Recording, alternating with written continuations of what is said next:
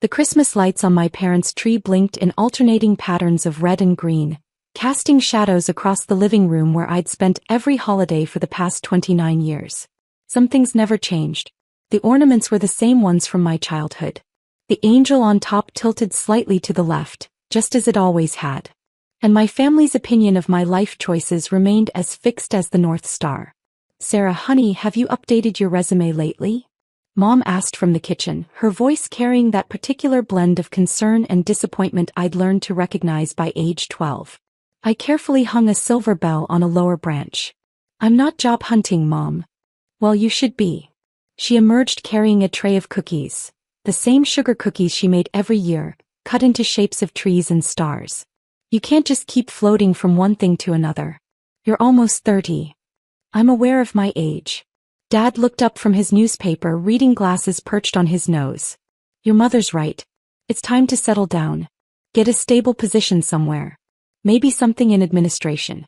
Didn't your cousin Linda get you that interview at her insurance company?" "I didn't go to that interview." "Exactly the problem." He folded the newspaper with deliberate precision. "You can't be picky when you don't have steady employment. Any job is better than no job." My older brother Michael walked in from the garage, brushing snow off his shoulders. He'd driven up from Boston with his wife, Jennifer, and their 2 kids.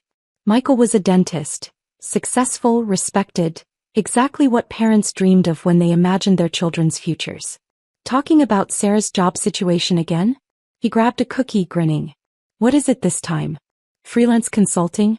Entrepreneur? Digital nomad?" "I have a job, Michael." "Right. The mysterious tech thing you never explain." He bit into the cookie. "Mom, these are perfect as always." Jennifer appeared, herding their 7-year-old twins toward the cookie tray. "Sarah, I saw on Facebook you haven't updated your LinkedIn in 2 years. That's not great for job hunting. I could help you optimize it if you want. I took a workshop on personal branding." "I appreciate that, but..."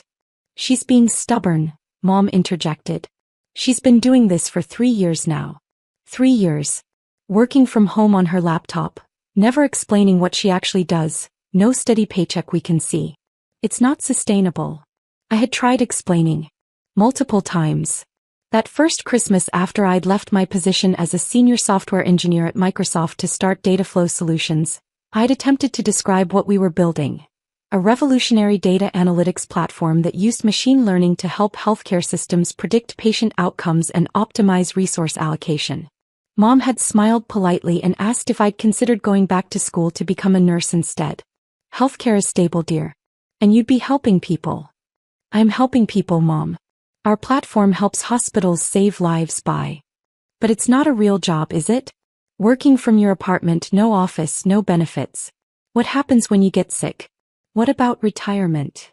That had been 3 years ago. Since then I'd stopped trying to explain.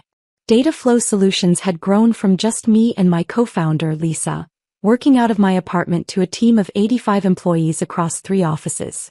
We'd secured $180 million in Series B funding 8 months ago. Our client list included Johns Hopkins, Mayo Clinic, and Cleveland Clinic.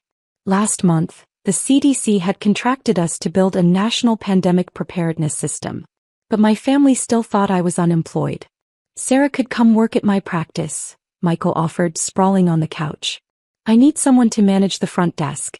It's not glamorous, but it's steady. Benefits. Paid vacation." "That's very kind, Michael." I adjusted another ornament. "But I'm fine where I am." "Where you are is nowhere," Dad said, not unkindly. "Just matter of fact.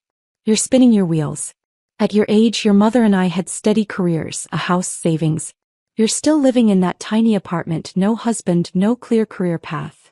My tiny apartment was a 2-bedroom loft in Seattle's Capitol Hill neighborhood that I'd purchased outright last year for $1.2 million. But they'd only seen it once, briefly, and had focused primarily on how I could make better use of the 2nd bedroom if I got a roommate to help with rent. I hadn't bothered correcting them. "Dinner's almost ready," Mom announced. "Sarah, could you set the table?" The dining room was already decorated, centerpiece arranged, good china out. I began placing silverware while conversation drifted around me. Michael's successful practice, his kids' achievements in school, Jennifer's promotion to senior marketing director, my cousin's engagement to a lawyer. And what about you, Sarah? Aunt Carol asked as we sat down to dinner. She'd arrived while I was in the kitchen, wrapped in a fur coat and trailing perfume. What are you up to these days? She's between opportunities, Mom said quickly, passing the mashed potatoes. But actively looking. I'm not. The job market is tough, Aunt Carol sympathized. My neighbor's daughter was unemployed for 6 months.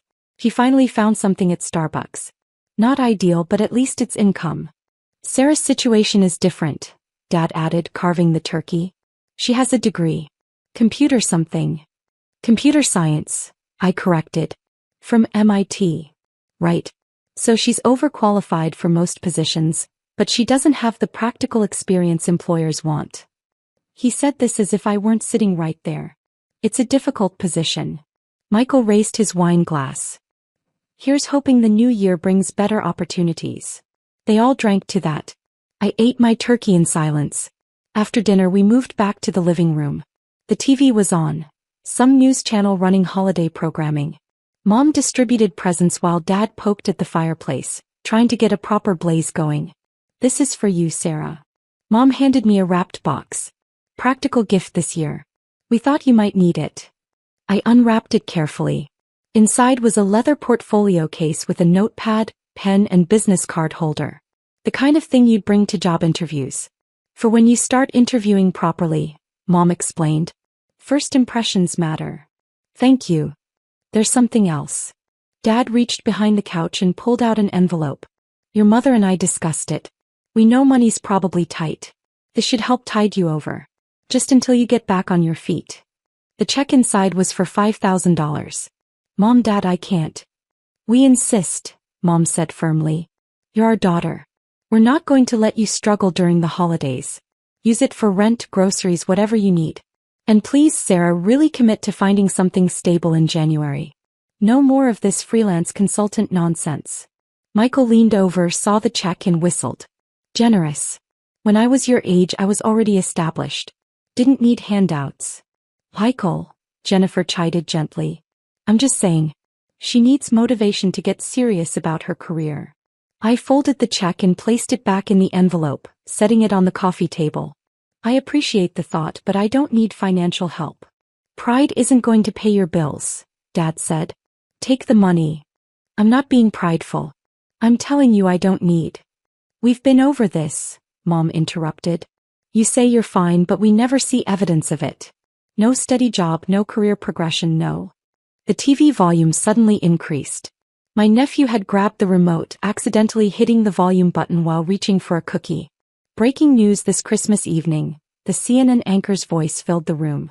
We're interrupting our holiday programming for a major technology story that's been developing throughout the day. Turn that down, sweetie, Jennifer told her son. But the screen had changed. The CNN logo. Breaking news in red letters. And a headline, Mystery Tech Founder Revealed. The identity of the anonymous founder behind Dataflow Solutions, one of the fastest-growing healthcare technology companies in America, has finally been confirmed, the anchor continued. For 3 years the company has maintained strict privacy about its leadership, but CNN has exclusively learned. My phone buzzed in my pocket. A text from Lisa, my co-founder. I know you're with family. I'm so sorry. The story leaked early. It's everywhere. Dataflow Solutions made headlines earlier this year when they secured $180 million in funding, the anchor said. The company's revolutionary healthcare analytics platform has been adopted by over 400 hospitals nationwide and is credited with saving an estimated 10,000 lives through improved patient outcome predictions. Mom reached for the remote. Let's find something more festive. Wait, Michael said, sitting up straighter. That company name sounds familiar. The founder, who has operated under strict anonymity, has now been identified as 29-year-old Sarah Mitchell, a former Microsoft engineer who left her position 3 years ago to start the company from her Seattle apartment. The room went silent. My photo appeared on screen. Not a casual picture, but my official press photo. The one we'd taken last month for the Forbes technology feature that was scheduled to run in January. Somehow CNN had obtained it early. That's... Aunt Carol pointed at the screen. That's Sarah. According to sources close to the company, Mitchell personally owns 68% of Dataflow Solutions, which at its current valuation of $2.1 billion, makes her personal net worth approximately $1.4 billion. Dad's wine glass slipped from his hand, red wine splashing across the carpet. No one moved to clean it. That can't be right, Mom whispered. Sarah. The broadcast continued. Mitchell, who graduated from MIT with degrees in computer science and biomedical engineering, began developing Dataflow's core technology while still employed at Microsoft. The platform uses advanced machine learning algorithms to analyze patient data in real time, helping healthcare providers predict complications, optimize treatment plans, and allocate resources more efficiently. They cut to footage of a hospital. I recognized it as Johns Hopkins. A doctor in scrubs stood in what looked like a busy ICU. Dataflow has revolutionized how we practice medicine, the doctor said. The predictive accuracy is unlike anything we've seen before. We've reduced patient mortality in our ICU by 23% since implementation. Sarah Mitchell's technology is saving lives every single day. Back to the studio anchor.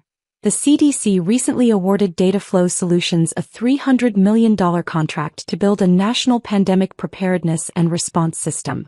The company, which started with just 2 employees, now has a team of 85 across offices in Seattle, Boston, and Washington, D.C.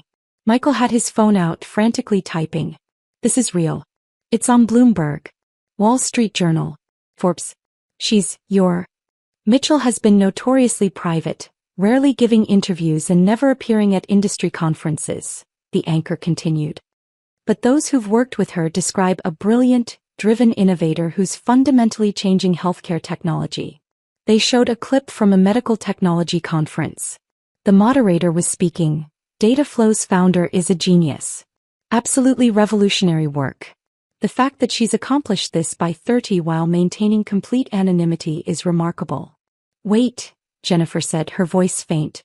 You own $1 billion company? $2.1 billion, Michael corrected, staring at his phone. Current valuation. Sarah, is this actually you? The TV switched to another image.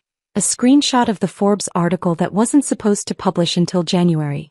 The headline, The Invisible Billionaire, How Sarah Mitchell Built Healthcare's Secret Empire.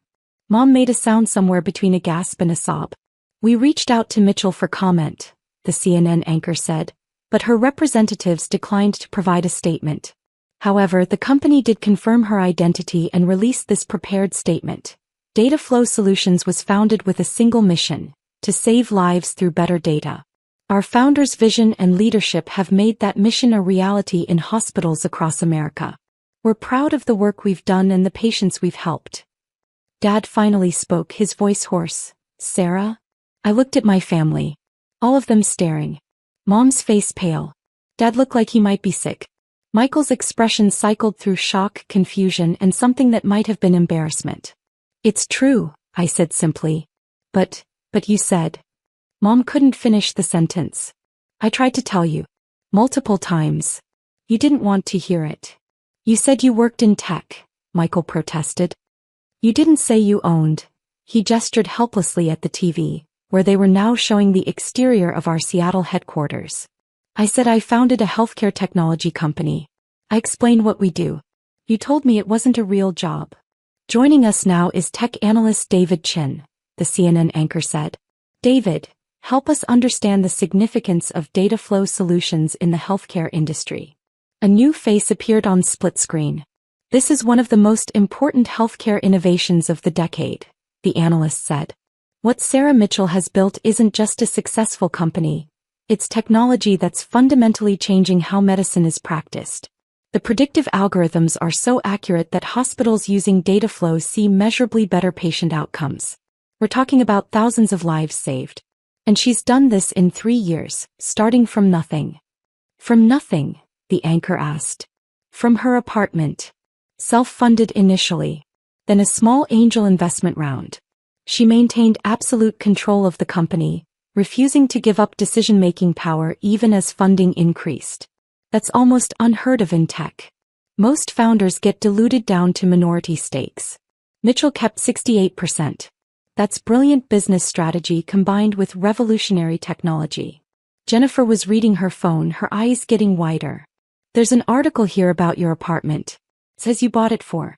Sarah, it says you paid cash for $1 million loft.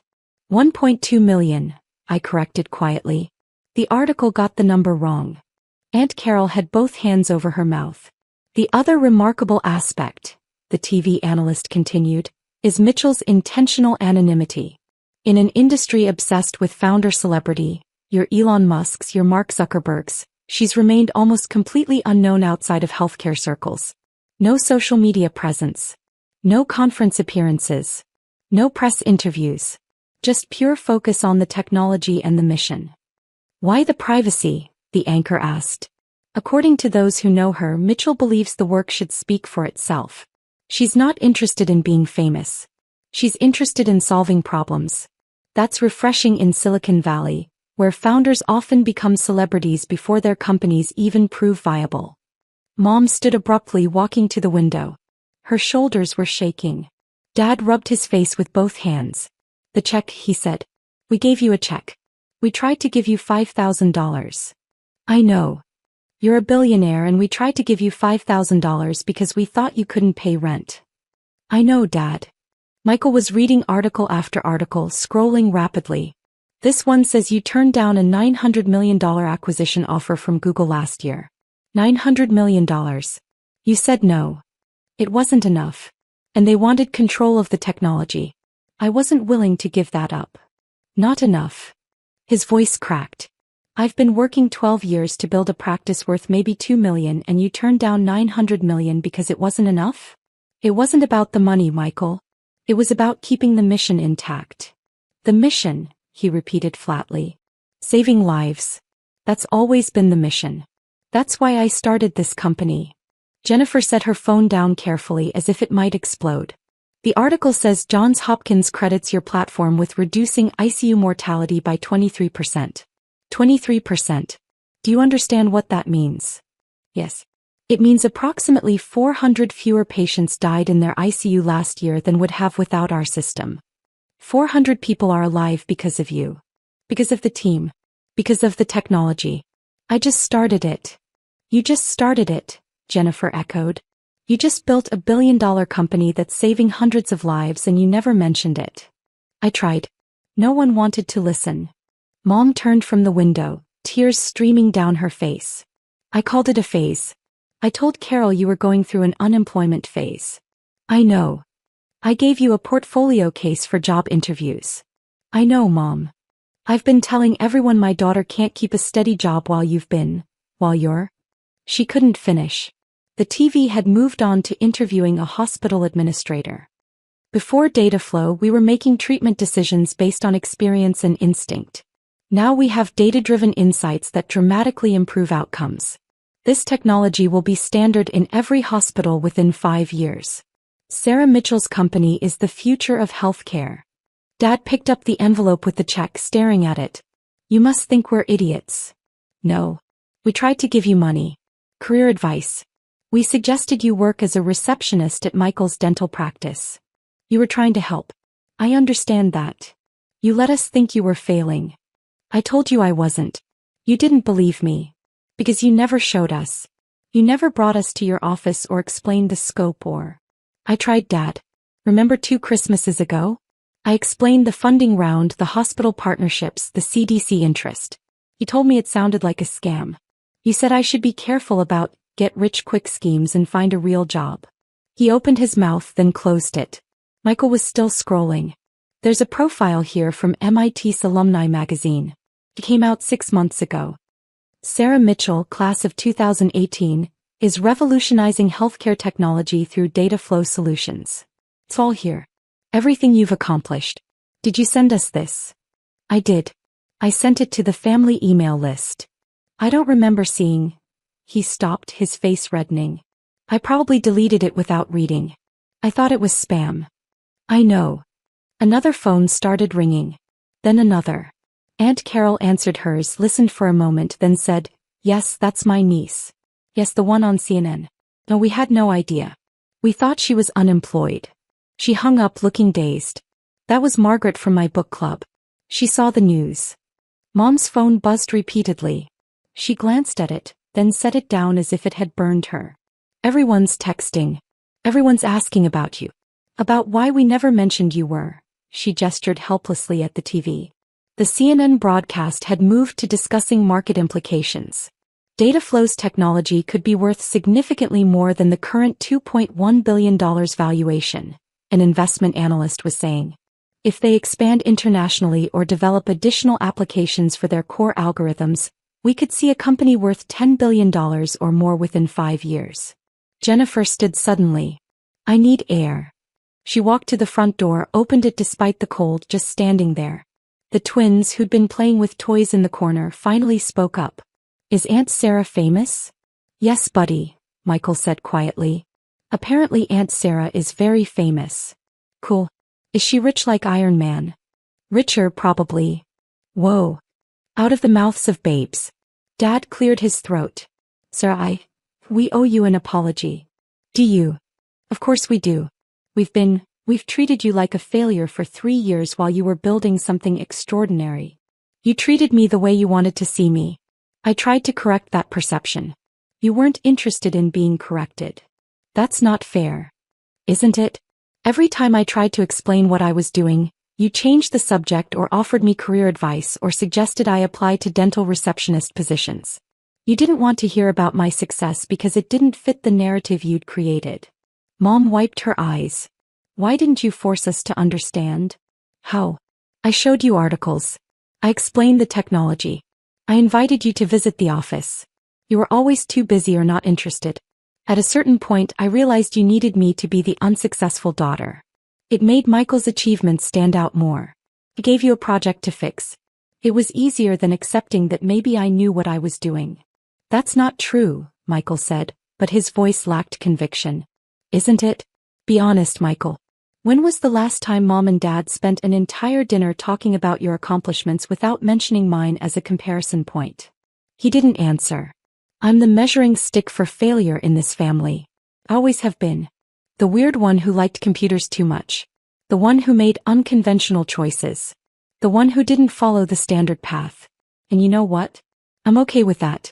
I stopped needing your approval 3 years ago when I decided to take the risk of starting this company. We're your family, Dad said. You should need our approval. No, Dad. I should have your support. There's a difference. Approval means you judge whether my choices meet your standards. Support means you trust me to make my own decisions and back me up regardless. The TV had moved on to showing footage of our Boston office. Employees walking through a modern workspace, working at standing desks, collaborating in glass-walled conference rooms. The company culture at Dataflow is reportedly exceptional, the reporter narrated. Mitchell is known for prioritizing employee well-being, offering generous benefits, and maintaining a clear mission-focused environment. Employee reviews consistently rate it as one of the best places to work in tech. Aunt Carol's phone rang again. She glanced at it, declined the call, then silenced the phone entirely. Everyone in town is going to know by tomorrow. Everyone in the country knows right now, Jennifer said from the doorway. This is national news. International, Michael corrected, looking at his phone. BBC is covering it. So is Reuters. You're trending #1 on Twitter. I checked my own phone. 63 missed calls. 147 texts. Emails numbering in the hundreds. My PR team was having a meltdown in the company Slack channel. Lisa had texted, hiding in my bathroom. Parents keep calling. Do we have a statement ready? I typed back. Use the standard one. Don't deviate. I'll handle my family. Sarah. Mom approached slowly like I was a wild animal that might bolt. I'm so sorry. I'm so sorry. I know. No, you don't. You don't know how much I regret this. The things I said. The way I treated your success like it was a phase or a joke. I'm your mother. I should have believed in you. Yes. You should have. Can you forgive me? I looked at her, really looked at her. She was 62, wearing the same Christmas sweater she wore every year, her hair still styled the way she'd worn it since the 80s. My mother, who'd raised me and loved me and fundamentally underestimated me for 3 consecutive years. I don't know yet, I said honestly. Right now I'm just tired, Mom. I'm tired of being the disappointment. I'm tired of defending my choices. I'm tired of trying to prove I know what I'm doing. You don't have to prove anything anymore. Don't I? If this story hadn't broken, if CNN hadn't revealed my identity, would any of you believe me right now? Or would you still be handing me checks and career advice and suggesting I work retail? No one answered. That's what hurts, Mom. Not that you didn't understand my success, but that you weren't willing to trust me when I told you I was successful. You needed external validation, Forbes, CNN billion-dollar valuations, before you'd believe your own daughter. Dad set down his wine glass carefully. What do you need from us? I don't know. Maybe just acknowledgement. Acknowledgement that you were wrong. That I was right. That I made good decisions even when they didn't look like the decisions you would have made. You were right, he said immediately. About everything. The company, the mission, the choices. You were right and we were wrong. And you're brilliant. You've accomplished something extraordinary. Something that will save lives and change healthcare and make you one of the most successful people in the country. And we missed it. We missed all of it because we were too busy trying to fit you into a box that made sense to us. Michael stood up, walked over and extended his hand. You're better than all of us. I'm sorry I couldn't see it. I shook his hand. I'm not better. I'm just different. And I'm good at what I do.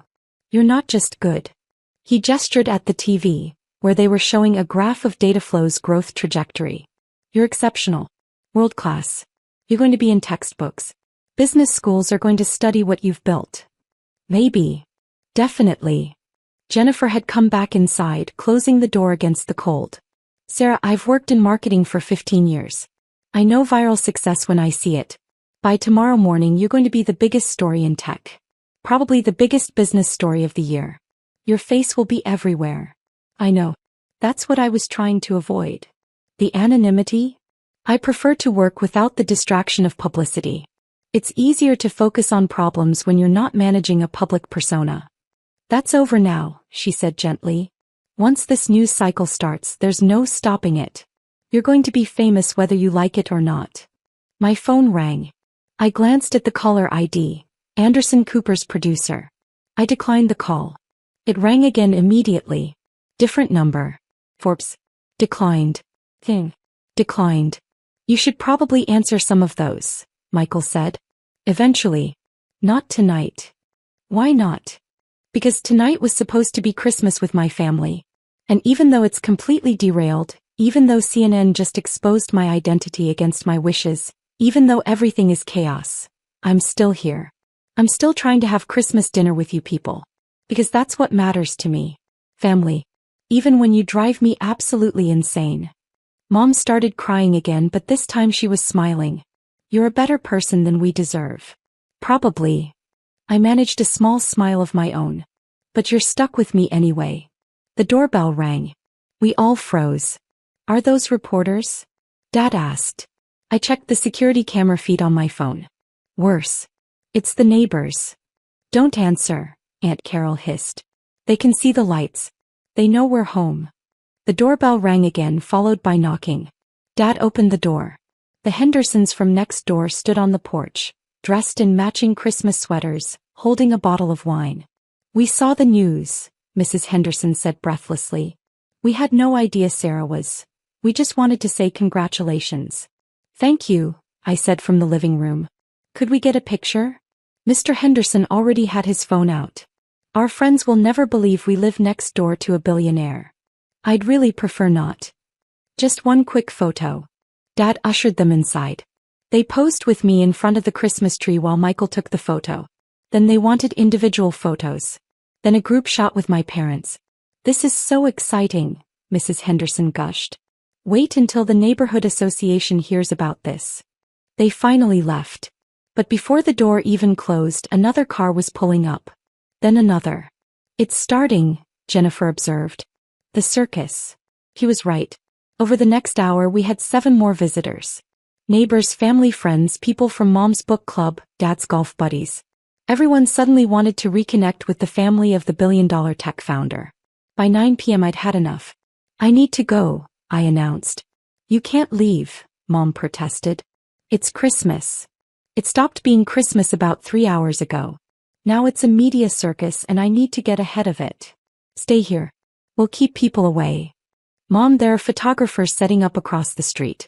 Tomorrow morning this house will be surrounded. I need to get back to Seattle, meet with my team, coordinate our response. This is going to be the biggest week of the company's existence. I need to manage it. Dad looked out the window. Sure enough, there were people with cameras on the sidewalk. How did they find you so fast? He asked. I'm not hard to find. My parents' address is probably in a dozen databases. Once CNN confirmed my identity, every journalist in the country started digging. What do we do? Nothing. Don't give interviews. Don't answer questions. Refer everything to our PR team. I'll send you their contact information. Sarah, Mom grabbed my hand.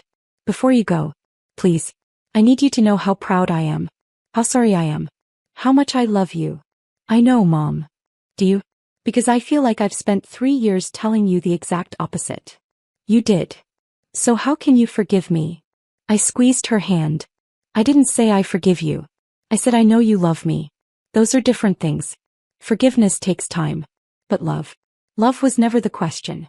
I've always known you love me. You just didn't respect me. I do now. Because CNN told you to. Because Forbes confirmed it. Because the world is telling you I'm successful and important and worth listening to. But Mom, I needed you to respect me before the validation. I needed you to believe in me when it was just me telling you about my dreams. That's the respect that matters. She nodded, tears streaming again. I'll earn it back. However long it takes. Okay. I hugged them all. Mom, Dad, Michael, Jennifer, even Aunt Carol. The twins got high fives. Then I grabbed my coat and headed for the door. Sarah, Michael called out. For what it's worth. I really am proud of you. Not because of the money or the valuation or the news coverage. But because you did something meaningful. You're saving lives.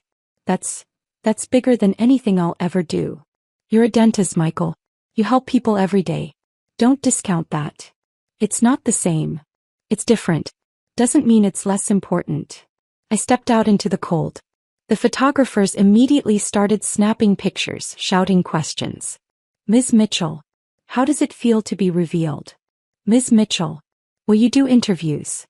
Ms. Mitchell, what's next for data flow? I didn't answer.